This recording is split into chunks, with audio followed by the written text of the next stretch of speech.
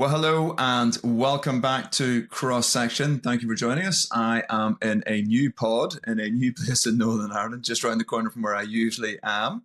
And I am joined by my two regulars, Danny and Alicia in London. Welcome to you both. Hello. Good morning. And we have the craziest array of stories to talk about this week. So we're going to do a little bit of a news roundup, I think, to kick things off, just because there are so many stories out there. I'm going to come to Alicia, you first in a moment with what struck you this week. One, maybe to start with, and we might get back round for a second round. I'll take Ireland beating England at Twickenham, just to kick things off there in the rugby, just for a few of our listeners.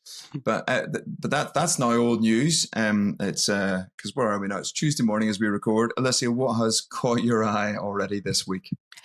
Yeah, doing the cultural roundup. It was the BAFTAs this weekend, celebration of film creativity in the arts in London. And as predicted, I didn't think Hamnet would win Best Film. The one that did get recognition is I Swear, or at least a story around I Swear, which tells the story of a Tourette's campaigner, John Davidson, who was there in attendance. And it's all around kind of the disability and the challenge of kind of living life with severe Tourette's. However, whilst Alan Cummings is the host for the show and opens with kind of, this is a space that's respectful, this is a place where we're welcoming and acknowledging that John Davidson is in the room and that he has Tourette's and kind of making the audience aware and the viewers aware. Unfortunately for him, he shouts out abusive language whilst D. Laurie Lindo and Michael B. Jordan are on the stage. I think they're receiving an award at this point for the film Sinners. Expletives, that wasn't as problematic as saying the N-word, and the real kind of criticism is why wasn't the BBC with a news kind of a recording broadcast delay unable to bleep that when they were able and time to bleep other political slogans around Free Palestine. So there's been a real rumbling on social media about whether the BBC's apology is sufficient. I've seen other places kind of, why are minority groups wrestling with one another when they need to look at what the corporation did or didn't do in that moment. And it's just been a fascinating space, particularly on my Instagram this morning, of that story of the BAFTAs. I think there's multiple interesting parts about it. I think there is a clear failing on the BBC for not bleeping it out. With a delay on the live feed, I just don't get how they didn't do that. But I think it expresses the challenge here. Like Tourette's, what they say is usually offensive. That is usually what happens when people with Tourette's and they say things involuntarily. It is usually offensive, expletive language. I don't fully understand it. Clearly, what was said is very offensive. There's no denying that. But I think it's the juxtaposition of that offence with the fact that this was a film that was being celebrated, this person's life. The actor who was portraying him won Best Actor for his portrayal. And how those two things sit together. You absolutely should recognise the clear offence that was caused, but also, does this do anything for the understanding and engagement of people's disabilities and the challenges they face, or does it actually put further shame on people who suffer with Tourette's? And I'm not sure where this is going to land. Yeah, I think John Davidson ultimately left, I think, halfway through, the man who suffered from Tourette's. I think it's certainly a sparked a national conversation. The BBC bit seems relatively clear to all of us. I think that it should have been bleeped out. But there's a kind of wider, almost, should have been in the room, should people have been made more aware? How do we acknowledge the space for those? I'd listened to one lady who said one of her words was haberdashery, and she had to look it up herself. She had no idea where she got it from. She was saying, there's no control, there's no understanding for many who suffer from Tourette's of what they're saying. But it has really sparked a really interesting conversation. So that's live and ongoing. Danny, what was the story maybe that caught your eye this week? Well, the thing that has continued to roll on, and we'd kind of decided on Monday we probably weren't going to talk anymore about the Epstein files and the fallout from that. And then Peter Mandelson was arrested on Monday afternoon. He was then released in the early hours of Tuesday morning on bail. Notable that he was arrested. He wasn't brought in for questioning. Well, he was questioned, but he wasn't just brought in for questioning. He was arrested under suspicion of misconduct in public life. Peter Mandelson denies the charges and denies any wrongdoing. He hasn't been charged yet, but the visual of him being led away from his house, it's slightly more respectful than the photos that were taken of Andrew Mountbatten when he was arrested. But the police are obviously taking this seriously. This primarily relates to the leaking of sensitive information while he was Secretary of State for Business under Gordon Brown's government in 2008 to 2010, and whether he disclosed sensitive information and whether he did so for any financial gain. It's almost as though a story that can't get worse continues to get worse. There are more and more layers of this, different aspects of misconduct, different aspects of who knew what when, those questions just rolling and rolling and rolling. I'm unsurprisingly very interested in the political fallout of this. It will continue to damage the government. The Liberal Democrats are bringing a motion in Parliament demanding the release of papers relating to Andrew Mountbatten, then Prince Andrew's role as trade envoy, any engagement between Peter Mandelson on that issue. All of this will take time, because even if that passes, which is probably likely, they will probably not do any of that while police investigations are ongoing. So there's going to be, frankly, years of this to come. And the sheer scale of this story is one of the reasons we're talking about as well, isn't it? The Epstein files. I mean, there's been almost, apart from Ghislaine Maxwell and then Jeffrey Epstein himself, very few prosecutions or anything further in the States. We're beginning to see perhaps something, at least questioning, people being brought in for questioning here in the UK. But this transcends national borders. It's going across so many countries. We've seen Norway, for example, issues there, but many, many, many countries. And I think the only positive I can see in it is the kind of justice aspect here of people who thought they could just get away with anything. And I mean, many of these offences took place in the 90s and before. I mean, these are old when some of these relationships began, and some of these, as in the kind of friendships that are now being unpicked. And it has taken a long, long time. And the stories behind are horrific. What they thought they could get away with is just unbelievable. But the only piece I can see is I'm thankful that justice appears in some small way to be beginning to being done in terms of people being called to account on this. And hopefully that will make others think about it too. But I'm probably pessimistic in the longer term about power and corruption and where this goes on this. Any other stories either of you want to pick up? Anything from the Olympics, Winter Olympics? Were you watching, either of you? Danny, were you in a Yeah, I enjoyed the Olympics, particularly kind of the spectacular sports where people fly through the air, do their 1960 or whatever rotation turns and then fail and land on their head, which looks incredibly painful. A couple of the falls I saw, enjoyed that.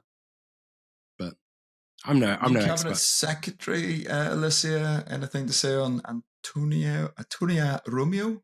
I think No, but you think I should. very powerful position. It is a very powerful position. Formally appointed over the weekend. To be honest, I don't know what I want to say about her other than she's the cabinet secretary, and comes with many. I mean, there was a whole investigation around right fit, character, but it seems like she's managed to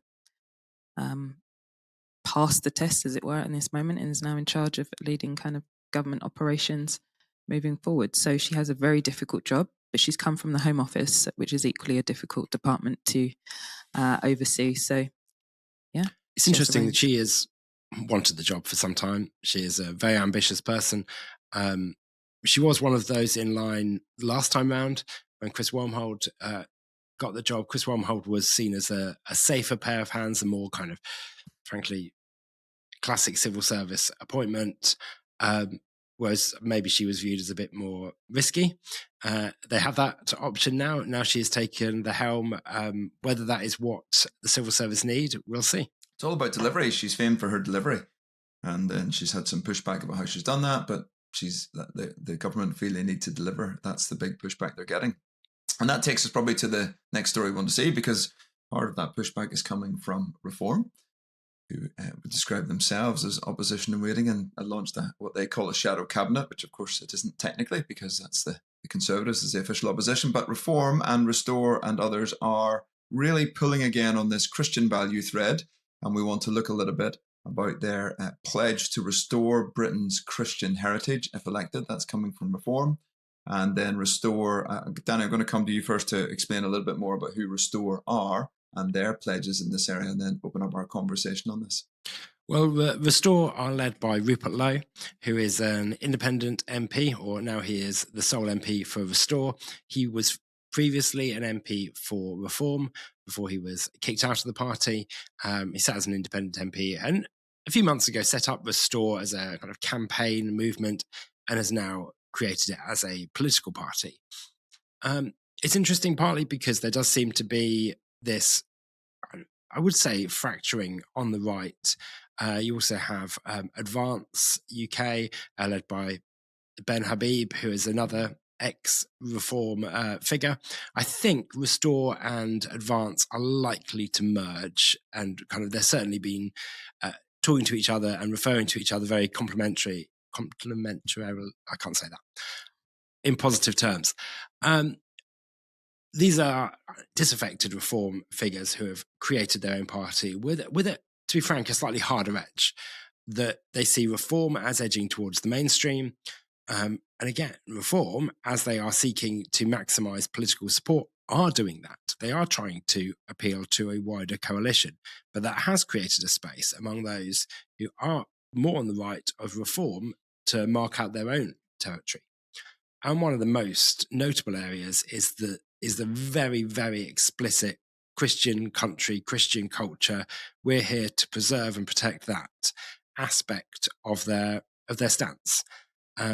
That is front and central for what they're doing. It is notable that Zia Youssef this week has also joined in that. He is the newly appointed Home Affairs spokesperson for Reform in their little mini shadow cabinet that they have. And he is talking about the need for a Christian Britain and to restore our Christian values.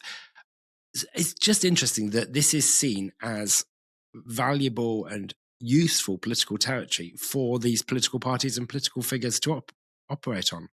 I think that's what I find the most fascinating, both with Restore Britain and with Reform UK, is that they see something of a Christian vote in the UK that needs to be engaged, that needs to be won over, both in rhetoric. I think Restore Britain, notably came out yesterday, Rupert Lowe, and saying the first thing that one of many that a Restore Britain government would do would be to repeal the assisted suicide bill that's currently before Westminster, should it pass. It's currently being debated and scrutinised. But the tagline was, Britain now has a Christian party they can vote for. And so very much leaning in that direction of we're wanting to restore Christian heritage, and specifically on pro-life issues, whether the beginning or, end of life is where they're most confident. There is yet to be definitive decision-making around the beginning of life and all the abortion policy there. But I just think it's fascinating that both believe that there's a Christian vote in the UK, when typically in our history and in most recent elections, Christians, particularly amongst our membership, tend to vote across the party continuum. So I think it's quite fascinating that they think there is something of a vote to be won here and to appeal directly to Christians in this nation. But on that issue of assisted suicide or assisted dying, I mean, Reform don't have a clear position, I think I'm right in saying. I mean, they've had a mixed voting record on that. I know you were saying about Restore, but that appeal to Christian values, one of the questions certainly I have, and I think we all have, is what does that mean? And when you come to an issue like the assisted dying bill that's before Parliament, Reform have had a fairly mixed bag of voting around it, is my recollection. And I think similarly on abortion, there's not a clear position. Well, on assisted suicide, and particularly in relation to the particular bill in Parliament, they are split. Their MPs did vote different ways. Nigel Farage voted in favour of it. Other Reform MPs voted against it. Whether they would do so now, I wonder. If it was back in the Commons, they might well see it as an easy one to vote against, kind of kicking the government, clarifying their stance, perhaps, on some of these issues. there would be plenty of reasons why they could vote against this bill, but still, in theory, support the principle. I would be interested to hear what they have to say about the protection of unborn life, because they haven't really engaged there. And if they are seeking to double down on a classical moral Christian value approach, I would expect them to say more. And then the interesting thing for me is, does it work? Because evangelical Christians have not universal, but they do have relatively widely shared views about the protection of unborn life, protection of the elderly, about the priority of family and marriage. And if they focus on these issues in such a way, will this activate a group of voters? Because they are views that evangelical Christians share. Or will people say, well, yes, I do agree with you on that, but actually as a Christian, when I come to vote, what Christian values means to me is a whole gamut of many other things, and therefore that is part of it. But if you want to get my Christian values, you've got to talk about a lot more than just that. And there'll be other people that say, well, I kind of agree with that, but actually these other values are more important, whether it's values of justice or equality or compassion. How are we caring for the weakest in society? How are we caring for the immigrant and the stranger? Actually, other people will be asking questions in terms of their Christian values. And this is what it means for me as a Christian to use my vote in a way that outworks my faith. And they'll look at these parties and think, well, that isn't the best way for me to work out my faith. So for those parties to be claiming to do that, yes, some people will support them for that reason.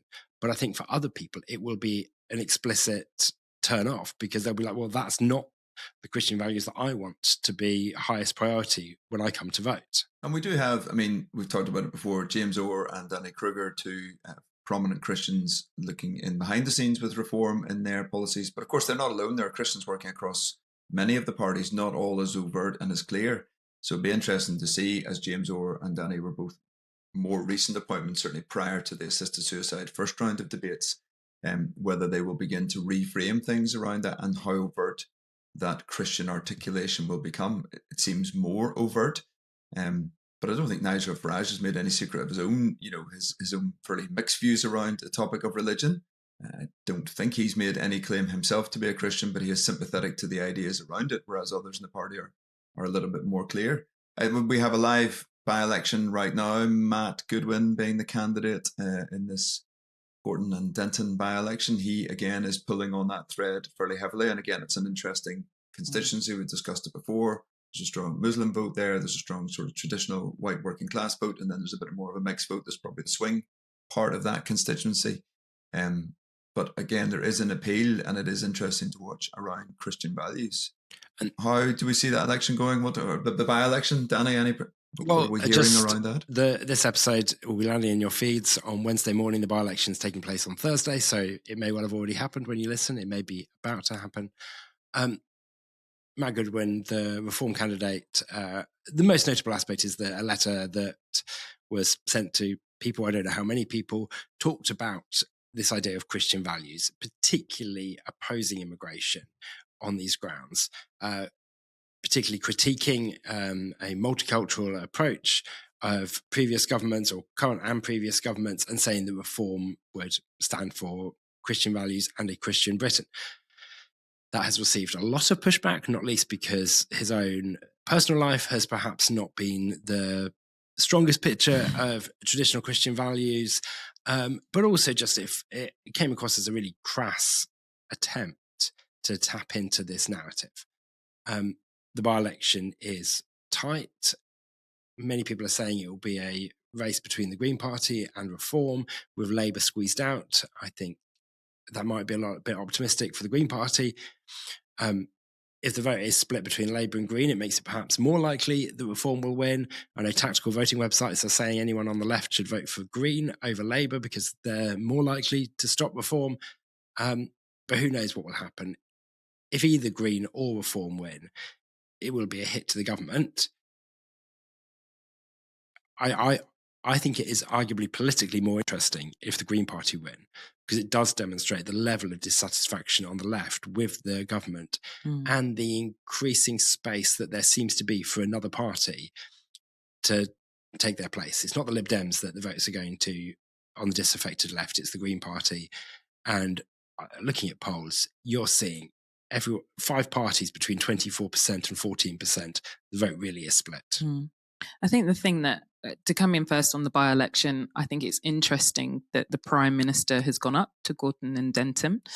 Whatever poll or focus group that Labour are seeing, they think it's winnable in the face of all that's happened with the scandal and successive U-turns. So I think Thursday's result will be interesting, whatever the conclusion of the result is. I think coming back to reform, and particularly this week's announcement, along with kind of Matt Goodman in terms of immigration policy, this idea that the influx of migrants from around the world into the UK has diluted Christian heritage completely demonstrates how theologically light, not even theologically, but just even the reality that the global south is where the church is growing the most.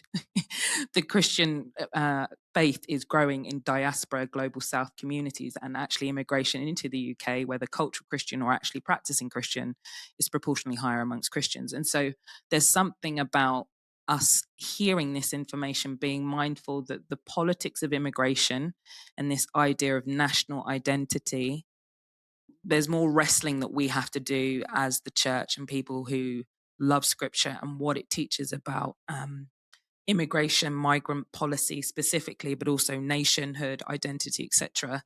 And that we shouldn't be easily schooled by either Zia Youssef or Matt Goodwin on this, who both themselves wouldn't self-describe themselves, or definitely not Zia Youssef as a Christian. So there's something around the politics of immigration that we have to be very careful with, particularly when it's this idea of that it's pushing away our Christian heritage, when there are a substantial amount of ethnic minorities in this country who are Christian. And so we have to be slightly alert to the undercurrent narrative that is being pushed forward that I'm a bit concerned about in Reform UK's politicking at the moment. And just on that, we regularly conduct surveys. One of the things that we found in a survey last year was that when we asked Christians about the contribution of immigration and the value of immigration to both the church and to wider society, evangelicals recognised the positive impact that immigration had had on the UK church. Even though some of those people who recognised the positive impact on the UK church thought it had had a negative impact on UK society more widely. So it just creates a much more complicated picture when I think most people, certainly people who are in urban areas, will look at their churches and see very multicultural settings with people from a wide variety of different countries and languages worshipping together. It is one of the places, I think, where actually we can see integration happening very well. It's not perfect by any means. There are challenges for churches as well. But I think as a witness to what integration can look like and different countries and cultures working together, not removing distinctives, but actually recognizing the values of different cultures, but being together, I think the church has something to demonstrate in that. Danny, you talked about polling there. Is there a poll out at the minute that people should be aware of? Can I take part in it? There is. No, you can't. I can't take part in it. But if you happen to be under 35s, we would love to hear your views. We are surveying under 35-year-olds on their faith, their engagement with mission, their engagement with the world around them.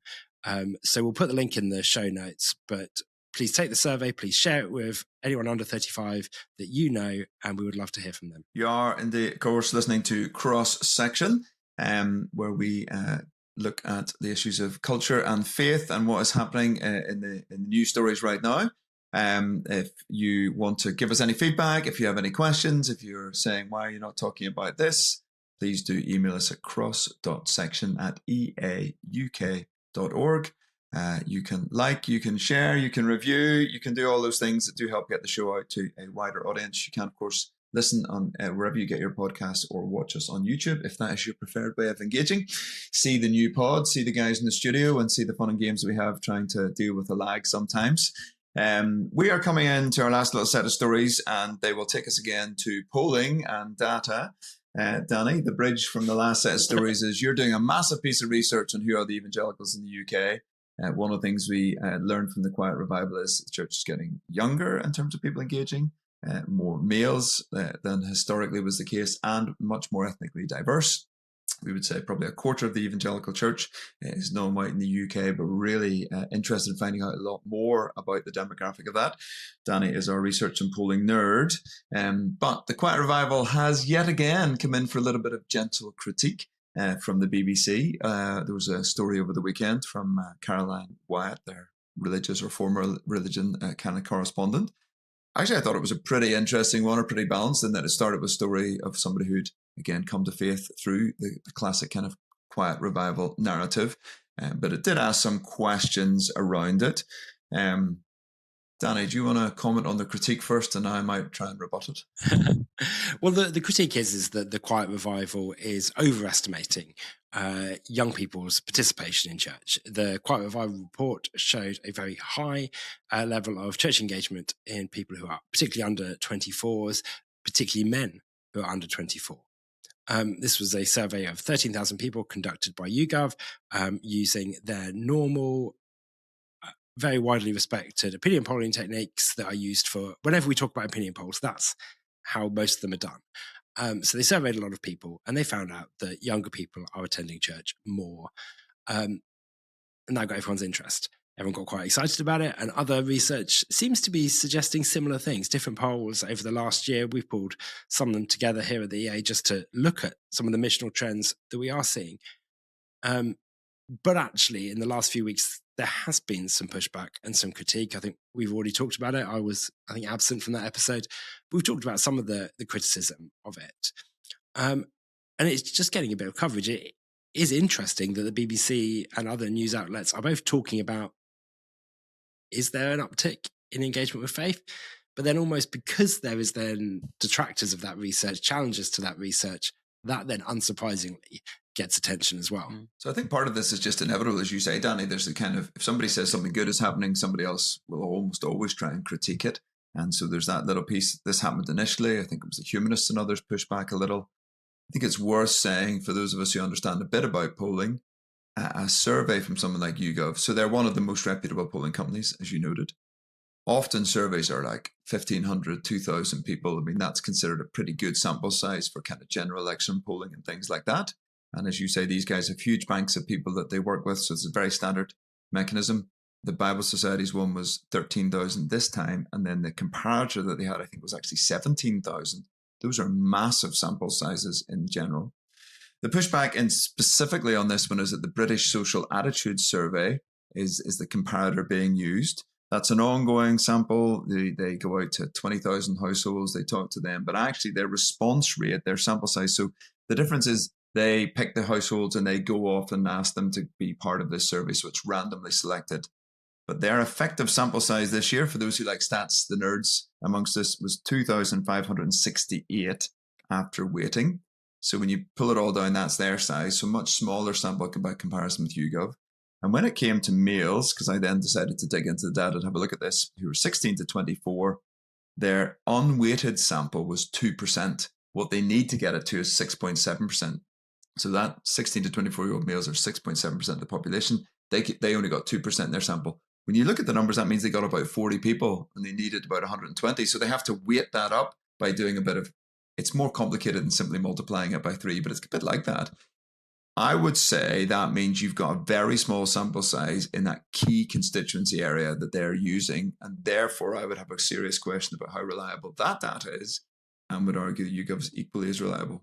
But secondly, and more importantly, as Danny said, we are talking about this. I was at church on Sunday night, and it was fascinating, a fairly kind of standard middle-class church in Belfast in many ways. There were a whole group of guys there. I was being asked to talk about trans and that kind of as a cultural issue. And these guys were all really interested in it. They were running a church, a kind of church plant into a pretty hardline loyalist estate. Fascinating guys, quite a number with the tats right up the neck, up into the head, like real, a couple of ex-army guys, a couple of much more kind of street-oriented guys. And they were classic Quiet Revival guys who come to faith themselves often, then turned up at church, really engaged. Again, the day before I was doing another place on Saturday, and again, a whole group of guys coming from much more strongly Republican nationalist background, again, predominantly young men. So the stories that our team get across so many different environments and parts of the UK say something is going on. There may be questions about the scale of it. There may be questions about just all the numbers and that. But consistently, we do get these stories. And I think that's, for me, stats and stories come together in this moment and say something is going on. Every church leader, pretty much, that I talk to, is aware of something happening. People beginning to turn up at church, randomly searching on Google, turning up online, and then coming in person. So I'm really encouraged by those stories. One of the big areas we see it's not just the academics and the intellectuals. We sometimes point to those people. We're seeing lots of footballers talk much more openly. Ballers in God, I think, is the key account. Well if I've got that right. Yes. Alicia, you were talking about Eze. Well done. Well done. Well done, Peter. As the sports cultural commentator, we love that. Yes, Eberechi Eze. Well, we need to acknowledge that he had a very good London derby at the weekend, scoring 2 goals against Tottenham. Arsenal 4, Tottenham 1. Just rubbing that in as an Arsenal fan, which is great. But equally, what's important is that there are men of faith, particularly in sport, and I think Ballers in God are doing a great work of normalizing faith in sport, and men at the kind of the top of their professional career, acknowledging Jesus in all that they do. And Eberechi Eze, in a recent interview, was asked, he's 27, so in the grand scheme of a career, he's still at the beginning, but in football terms, probably in the latter stages, was asked, what do you want to be remembered for? And he said, I want them to say that in everything that he did, that he glorified Christ. That's my one and only mission, if I'm honest, is what he said. And as an Arsenal fan, I love that.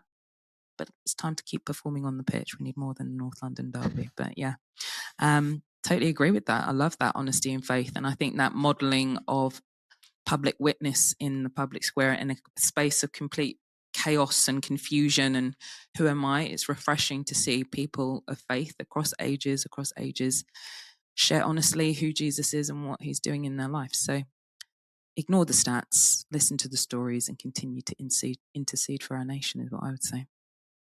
Wonderful. The normalization is great. It is Lent. There was a little bit of pushback about which politicians were talking about these things. But here's the reality. We have a chance to do it ourselves and to talk about it. In fact, I was at the airport on Wednesday morning and I had a double take for a moment and I realised somebody had been obviously got early the Ash Wednesday mark on their forehead and very publicly witnessing to that. But Lent's a really interesting time where potentially we give something up and it creates an opportunity sometimes to talk about that. So I'm going to ask you both. Alicia, I might get a more positive answer from you, I think. Have you given up anything for Lent? I don't give up in Lent. I take on concerted effort. What are you taking on? Fasting. I fast more regularly and more readily throughout the period of Lent. Not 40 days. I think in my lifetime I would love to, but I'm also quite mindful of how much I struggle with 7. So, there's still work to be done in building that up. But yeah, I had more fasting. Danny, anything on the taking on or putting off? I have not committed to doing anything, either giving up or taking on. I've done various things over the years. I'm also still I grew up in a very, very non-conformist, non-liturgical church environment. And some of that still is ingrained that the kind of liturgical rhythms are, even though I see value in them, there's part of me that is like, oh, why am I doing it just because it's Lent? These are things I should do throughout my Christian walk. But actually, at the same time, even in our conversation, I'm prompted to think, actually, it might be late, it might be a week late, but are there things I can give up or take on over the next few weeks? So I'm attempting chocolate. We'll see how well that goes. I've already been duped into a mini Cadbury's egg, which was kind of like, I was in my mouth, my daughter just went, I just got you. And I was like, you rascal. You were duped. So you didn't know it was. You put it in your mouth, ate the chocolate, just but you were duped. Completely. Do you know when you're like, I know, it's my fault, but like she gave it to me and I was like, oh, you rascal, you just caught me like in the car drive. Just like she jumped in from a hockey match, was getting her energy back between the 2 matches, gave me one, I stuck it in, it's like, ah. So I had to get more focused and thinking about it. But I also think in this season, real encouragement just with all that is going on to be praying into, to be leaning into this space. I think some of the things are going to be around Easter. We'll no doubt return to some of these stories. Like this chat, the increased chat about Christianity is wonderful, but not without its challenges. And again, talk to lots of leaders about that. Some of what's happening, people coming into churches, some of the ways in which it's being talked about publicly. require us to think a bit more and maybe push back and engage. But the opportunities are there. So we'd love you just in this Lenten season to consider how you're maybe a little bit more publicly engaging in some of the faith conversations. That's what we are attempting to equip you to do, sometimes successfully, sometimes less successfully, but that's our heart and passion in this moment. How do we talk about our faith, our passion, our love of Jesus in more public ways as we engage with some of the cultural stories? We will be back next week. Thank you for listening. Thank you for joining us. Do get in touch. Do follow us on social media, and be blessed.